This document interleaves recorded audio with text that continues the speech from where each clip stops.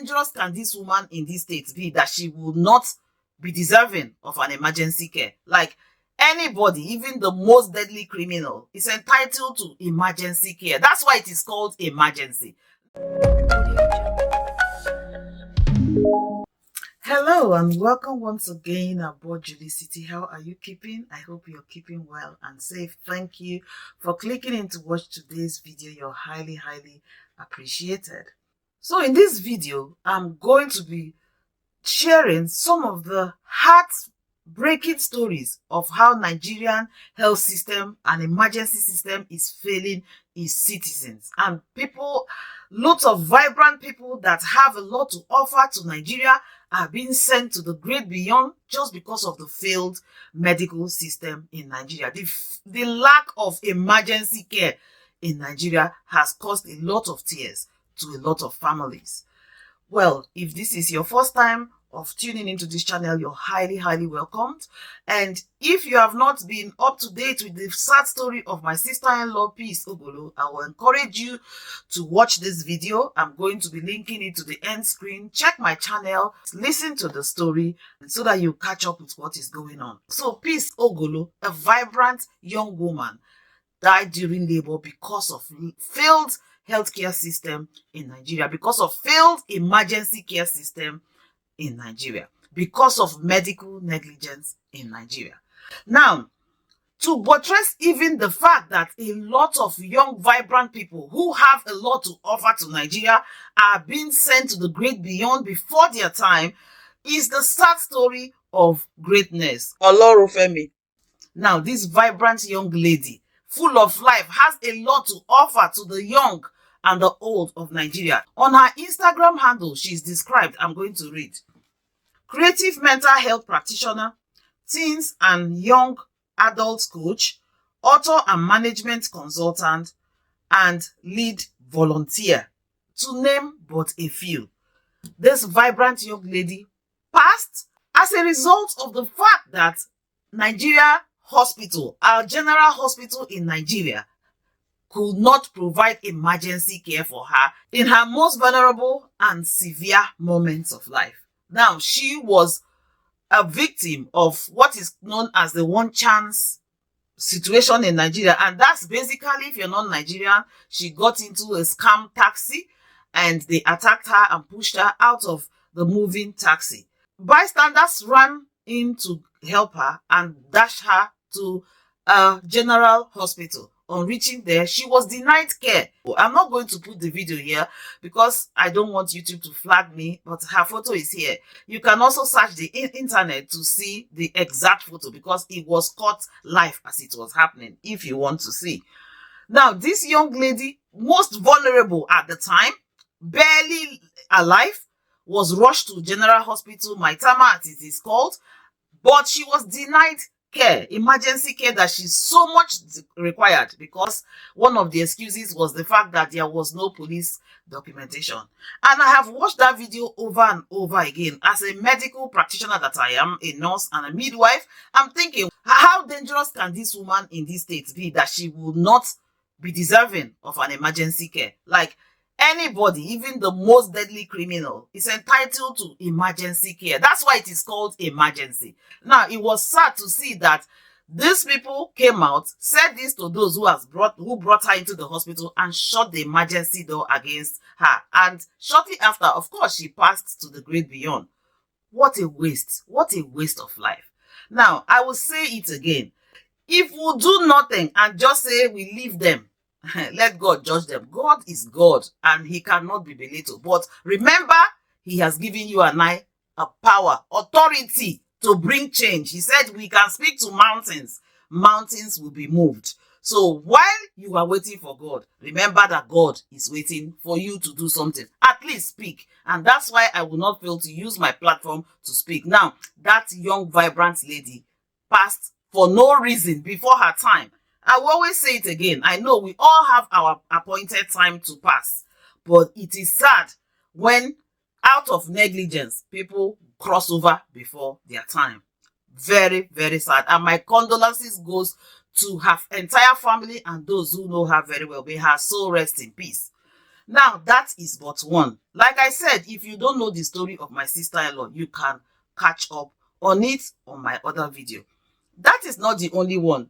On some of the videos I did previously, people shared some of their heart woes regarding their family members who have also suffered great losses as a result of lack of proper healthcare system in Nigeria, especially emergency care system. Many years ago, I would say about 10 years ago, I had also another sister-in-law. She had a cesarean section for the birth of her first child. And everything went well. Everybody was celebrating. And we all left her to recover in the hospital. Shortly after, probably under 12 hours after that surgery, she started bleeding. And this young lady said it, oh God, I'm bleeding. She said to her mom, who was sitting there, her mom went to inform the nurses that she is bleeding. But guess what? The poor lady kept saying, I am bleeding, I am dying, until she went to the great beyond. Why? The excuse that was given by the nurses and the healthcare professional in that hospital was that they didn't have blood available. And I asked myself again, like I said in my previous video, it is sad to know that we are here doing our best, giving the very best that we can ever give. And yet, when we hear phone calls from our loved ones that they have even the slightest or the commonest thing, fever, we are threatened because we don't know what kind of care that we'll receive. And that's why I said the emergency care system in Nigeria needs revamping. Now, I was also listening to some of the reactions from those in authority or in power, and one of them rightly described it. He said that the law in terms of health and implementation is like a toothless bulldog. It can only bark. It does not have the ability to bite. So this is to say that there are laws in place. However, implementation is a problem. And that's why I said in my previous video that, look, people need to start taking responsibility for their action. In the case of my sister-in-law, a doctor who was attending to her at the critical time, she needed oxygen. This doctor took the oxygen mask off her face and told her husband, who was not trained medically, to transfer her from this hospital that is supposed to be well known to the general hospital in Port Harcourt. Like I said, catch up on that story. When she finally was transported without any medical assistance, without oxygen, which she so dearly required, somebody that was bleeding out, she got to that hospital. And when she got there, they wasted a whole lot of time trying to determine if she was already crossed over in the vehicle, public vehicle that they used to transport her. Like, what? It's heartbreaking. Honestly, it is heartbreaking. Like, so they decided that the only way they would let her into the hospital was if they determined that she was still alive. But then they were wasting time. She was bleeding. It was critical. So if there was any little life left in her, it was taken while they were still trying to sluggishly get the necessary apparatus that they needed to check her blood pressure or determine that she was still alive. And that young, beautiful lady, Peace Ogolo, just passed away. The same thing has happened to Greatness.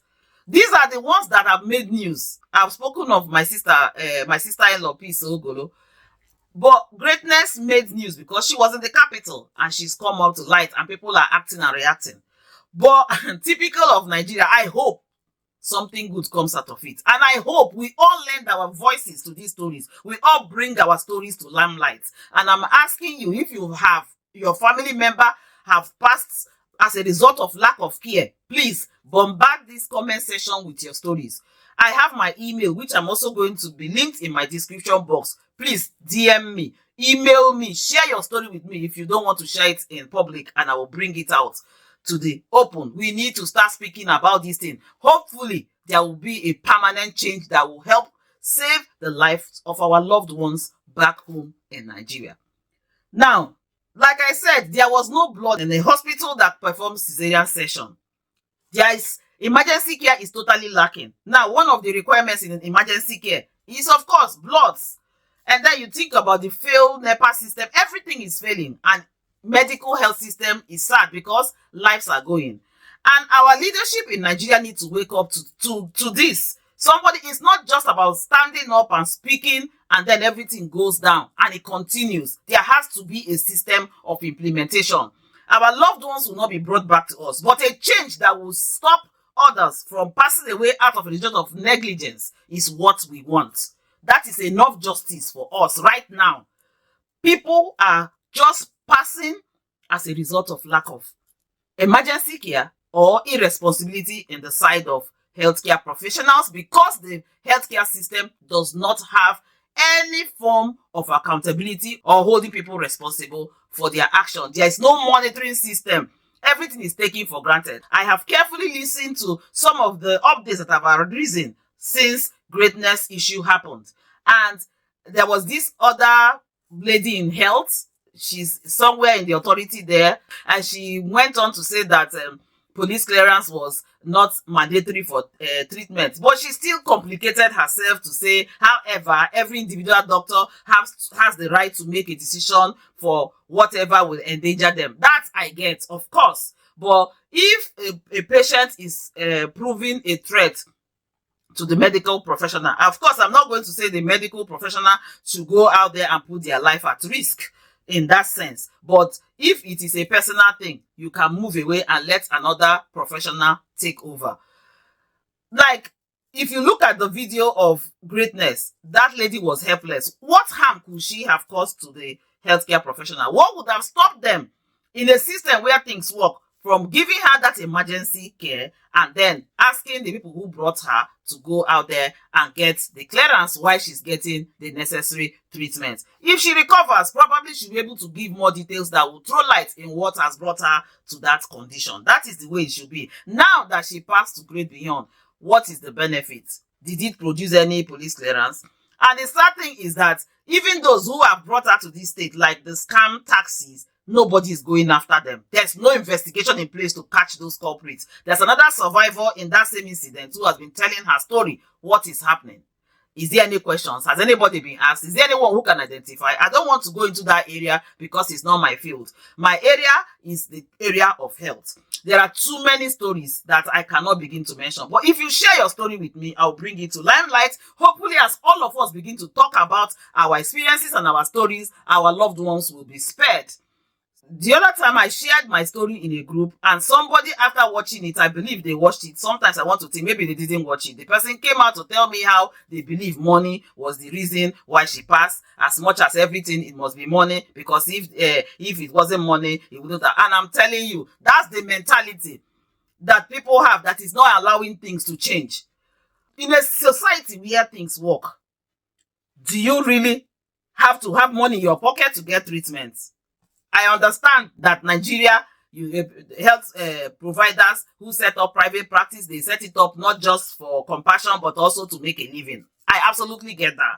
But when emergencies like this occur, that's where compassion, selflessness come into play. The purpose for which you went into the profession comes into play. It is a failed system. A system that is working will have adequate health insurance cover. A working health insurance cover for citizens to access. I know somebody mentioned that in my very first video regarding my sister-in-law. When I said there was no insurance, they said there is. It is there on paper. How effective is it? Who knows about it? Even the average person in Nigeria does not know about health insurance in Nigeria. Not to talk of the market woman and the illiterate ones. Like, it has to be there that when you walk into at least a general hospital, you get the immediate care that you need. This lady did not go to a private hospital. She went to Maitama General Hospital. Yet, she passed into the great beyond because she was denied the help for some system failure. There is no excuse, like I said. And there are tons of stories that have led to loads of people passing before their time because of the healthcare system failure, emergency care failure, and the lack of responsibility on the part of a lot of healthcare professionals because no one is holding them accountable for their actions. There is no monitoring system. Most of these facilities or hospitals, private, public, are not equipped or trained adequately to handle emergencies, whether by base of equipment or skills. And because there's no monitoring system, staffing can even not be up to scratch. And when emergency comes, it becomes a story that touches the heart. If you look at the story of my sister-in-law, Peace Ogolo, she had a medical doctor. She was in the hospital. But apparently, that medical doctor who was on call on that particular day of her arrival was not equipped to attend to her emergency. There was either skill lack or equipment lack. She ended up 6 feet below. In the case of greatness, they are not well informed regarding police clearance, or they are not skilled enough, or they don't have the relevant equipment to attend to her, to manage the emergency on ground. What happened? She ended up 6 feet below. The case of Inye, my other sister-in-law, after a cesarean session, started bleeding. Managing it became a problem. They didn't have blood on ground. It was an issue. What about ambulances? I cannot stress this enough. If you're establishing a hospital and you do not have working ambulance, please liaise with another healthcare provider and get one. It is something that is urgent. Please, if you're a business person or you're into healthcare, you can please make ambulances more available. Of course, there'll be a few, but we need more, enough for safe transfer in emergency situations. If the healthcare system in Nigeria is working, every general hospital at least will have ambulances, not an ambulance. I'm not talking of one ambulance. I mean ambulances that can safely and effectively transfer a very sick patient from one point to another. It's not because Nigeria does not have the capacity. It's because of lack of proper leadership. It's because of lack of implementation. Those who will stand to say, I am selfless and I'm going to give my best to make sure that it works. We have to speak out. Things go wrong when good men do nothing. When people don't speak up. When voices are not heard. A collective voice will bring about change. There is power to the people. And if we do not use our power, the authority that we have to speak up, there will be a problem. If we do nothing. It's like throwing stones in the marketplace. You never know who it will fall on. If you say nothing or you try to shush those who are talking. You know, people guilt trip you. Oh, it's money. Oh, if you are a medical professional, why didn't you do something? I'm not a miracle worker. I am here in the UK. There is distance. There is that much you can do apart from advising. So if you try to shush those who are talking up, the stone that is thrown in the market, you don't know who is going to fall upon or where it's going to land. So it is time for us to use the weapon that we have, and that is our mouth, our voice. Speak up. Anyway, it is sad, and may the soul of greatness rest in peace. May the soul of my sister-in-law, Peace Ogolo, rest in peace. May the soul of Inye rest in peace. Till I see you next time, like I said, if you've found this video informative or encouraging, motivating, please give it a thumbs up. Leave your comments, share your stories in the comment section. Share this video. Subscribe if you have not. Till I see you next time, don't forget, your health is your wealth. Bye-bye.